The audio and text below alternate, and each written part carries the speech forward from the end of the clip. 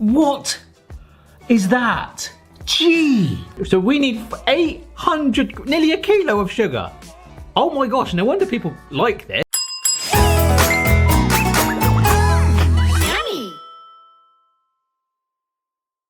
Hello, today I'm making some homemade Turkish Delight, but it's murky in here.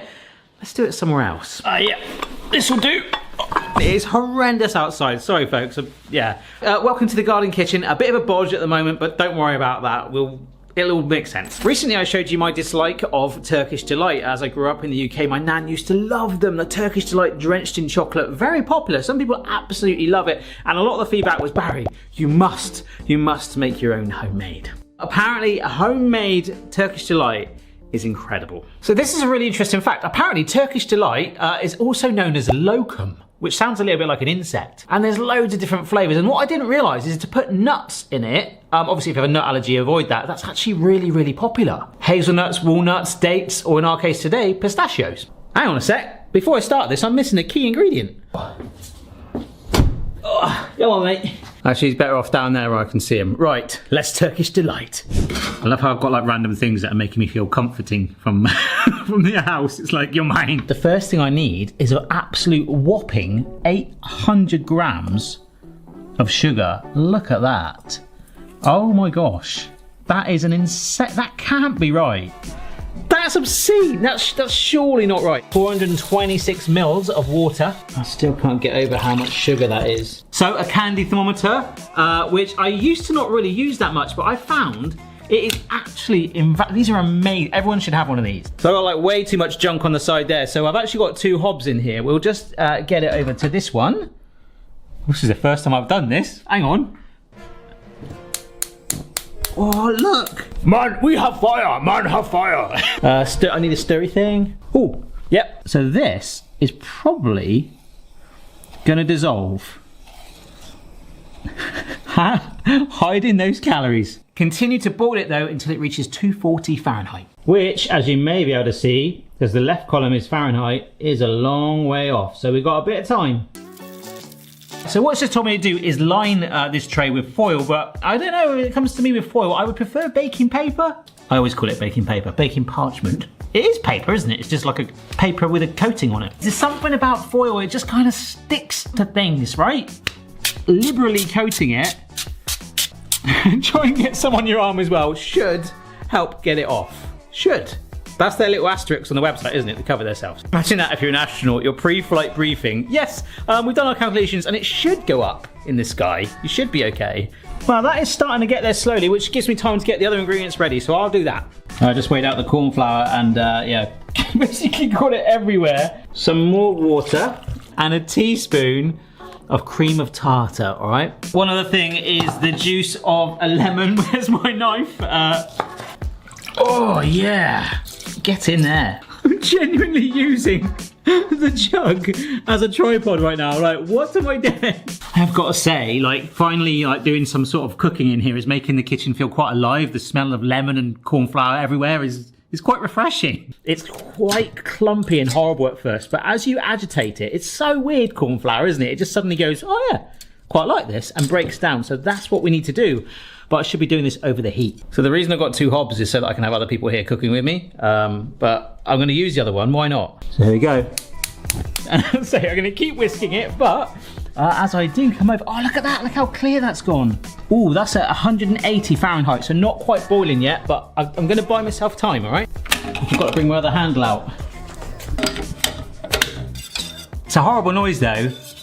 If you scrape the pan, which you need to, you want to make sure there's no clumps at the bottom. And keep whisking it until the mixture forms a thick white paste that resembles petroleum jelly, aka that transparent tomato ketchup. People say, everyone's been tagging me, Barry, you're the transparent guy, do transparent ketchup. I'm like, it was a prank. You actually possibly could do it though. We are getting some lumps and we need to keep whisking through those. That is actually quite important, all right, folks? Interesting times. Ugh. Oh my gosh, it's really tough. Come on, look at this. Look at that, that's crazy. Ugh, it's horrible as well. It's really not nice. Oh, wow. Gee. What's going on? What's going on over here? Oh my gosh, Boston, you're right there. Just keep sleeping, bud. Oh, look. Oh, we're at 2:15. This is brilliant. Look how clear that's gone. I don't know about you, but I think this is going rather spiffingly. We must respect it though, folks. It is angry. I mean, look at that. That's edible, isn't it? Ugh. Gourmet. So whilst that's waiting, my little nostalgia shelf. You can see there's a few little memories along here, folks. Well, not the jar of lentils, but there we are. Might see some familiar faces, some familiar things from previous videos. It's all, like I say, a bodge. And I feel like once that plant is going, it's just something Mrs. B really wants it. It's a fake plant. We're going to get a fridge in here, and I feel like it would really make it... Oof. I'm basically going to live out here, I think. All right, I'm going to take that, if you can see it. Come on. Yeah, like seriously, that is proper angry. And this is stone cold. I'm going to bring you guys down for this. We slowly pour that syrup in, okay? Oh my gosh. That's going to bring that back to life, isn't it? Oh dear. Right, I should be doing this over the heat. What the heck is going on? I don't want to flick this because that will scold me. Although we're having fun here, folks. Please be careful. It feels like we're making candles more than actually Turkish Delight though. All right, so that's where we're at the moment. It's bubbling gently. I've got it on a medium heat. I'm allowed to whisk it from time to time. But apparently it should be going orange. Okay, this is really annoying me now. Ah! Come on, it's puffing if that's good. Thing is, I can't leave it for long because if I do, it'll burn. Oh, we are getting there, folks. In fact, I mean, that's sort of like a medium orange. I don't know if I want to push it too much more. I'll give it another 10 minutes or so.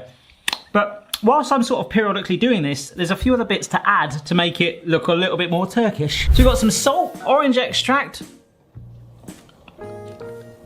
Yeah, this is some of the rose water stuff, which, oh my gosh, I don't need to do this.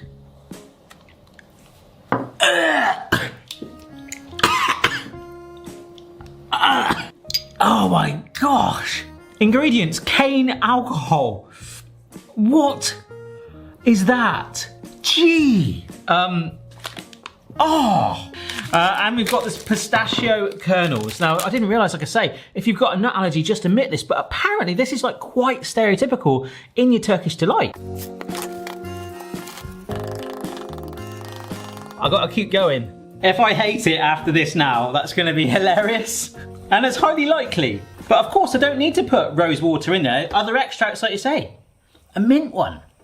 Like the cinnamon one sounds amazing. I feel like I should do a trip and actually go and taste some proper authentic Turkish Delight. It's like my new spam. Like I feel like last month it was spam month. Like all these flavors. There's a spam museum, right? I didn't know that. I'm gonna go for it because I'm at this point where I'm really not sure what is going on in this pan. At the bottom, it's slightly scorched in some marks, but then with that, lifted up these super, because it says to take it to this point. You see how it's sort of like amber, like a golden orange jelly, that's what it says. But this to me is still orange, so I'm not quite sure because it's taken, like this has been like nearly an hour and a half now, double the time.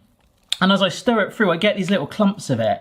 And part of me feels like I should keep going, but I could be here forever. I'm not sure. So off the heat, the food dye is optional. I'm going for the red. I don't know if this is gonna do much. I really hope it will. Oh my gosh, straight away. Wow, okay. And obviously once we get it coated, it will like dye it down a little bit. A splash of orange extract and rose water. Apparently our best friend gets 2 good pours, okay? Oh, that really smells of Turkish Delight now, which is obviously a good thing, but wow. A little shimmy of salt, not too much apparently. And because that's a bit of fluid in there with those extracts, we can stir that through. This is bizarre. And then we sprinkle in the pistachios, but we're gonna just literally encase. Oh my gosh, this is actually starting to turn out okay. Now the bad news for me, I've got to let that stand to room temperature, which I can do in here, but then I've got to put it in the fridge to set, and I don't have a fridge in here yet. So I'll tidy up, that'll probably cool down in the meantime. We'll bung it in the fridge in the house. All right, there it goes. Reference, all right, Boston, this is how dark it is in this kitchen right now. So you can see how, I know it's bodged, we just went in there and gave it a go, and we'll probably switch between the two kitchens, and I think I possibly could have picked something a little easier for the first attempt in there. It has been 2 hours. That is absolutely freezing. Apparently, if you want, we could have stirred the nuts in and just poured it in one go. You could just dollop them on the top, or of course, like I say, omitted them entirely. Oh yes! It's like a massive gum for your teeth. So what I did read was a good idea to stick my knife in some icing sugar, which is what we're gonna decorate it with anyway, because it might just help break through any potential stickiness. And of course, there you go, that's actually working really well. Oh my gosh, icing sugar explosion. And I'm gonna pick one up and just roll it in. Ah! Yes! It dried it out. I've just got icing sugar all over my lens. Amazing. Look at it. Oh my gosh, I'm quite proud of myself. It might taste awful to me. My hands are so messy, but I just wanted to put one more just here on top. Ah, look at that. Homemade Turkish Delight. But this has been quite a challenge, actually. It's amazing how, even it's been out for 15 minutes now, and it is a lot softer. Right, let's have a go. Should we have a taste? I think we shall. I'm going to try some without any icing sugar on it, straight up, raw, in the words of Gordon Ramsay. Ooh! I'm getting that rose taste that I really dislike, but it's kind of mixed in with the citrus of the lemon and the orange. It's nowhere near as overpowering, and it just melts in the mouth. That is gorgeous. Oh, it's not too gelatinous or gummy, and you get that sweet kick, but despite the 800 grams of sugar in there, it's just right. It's not too sweet. That has actually blown my mind. I shouldn't really like that. And that's with the rose water in as well. So doing lemon and lime ones, orange, or the mint does sound pretty cool. I still want to dunk that in chocolate though, like an after 8 cube of Turkish delightness. Pistachio. Oh my gosh. That is actually incredible. This is very dangerous. I need to put this down. The video today was part inquisitiveness, part bodge a little bit, but also based on your feedback saying you must try this. And that is honestly so much better in every sense than the Turkish Delight. The chocolate slab one just feels like a big slab of jelly or gelatin just covered in chocolate, whereas that felt like a melt in the mouth journey with sweet tangs, and even the pistachio in there doing its thing too, but just smooth and that's actually really, really good. That has blown my mind. Don't do it. Do it. It's like the angel and the devil then. Oh my gosh.